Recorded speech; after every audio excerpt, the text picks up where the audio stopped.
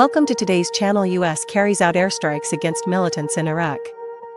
And we're turning now to the Middle East, where the US carried out airstrikes on Iran-backed militant sites, while the Pentagon says President Biden ordered those strikes in a response to those militants launching a series of attacks on US forces. And as recently as Christmas Day, ABC's Justin Finch is following the latest from Washington. In Washington, the Defense Department revealing President Biden himself gave the order last night for the U.S. to strike Iran-backed militants operating in Iraq. The Defense Department says those U.S. airstrikes leveled at least 3 sites used by the Iran-backed paramilitary group Hezbollah brigades, the U.S. responding to frequent attacks on American and coalition forces in the region, including a Christmas Day attack. The Pentagon says a self-detonating drone wounded 3 service members at a U.S. base in northern Iraq, one of them left in critical condition. The White House says the president was immediately briefed on that attack and later called for those strikes, which focused on sites tied to the group Sousa of drones. The Pentagon says since the start of the Israel-Hamas war there have been more than 100 attacks on US and coalition troops in Iraq and Syria. A Central Command says there were no signs the US's retaliatory strikes impacted civilians. Mourners and some Iraqi officials condemning the US's actions. The Iraqi government says at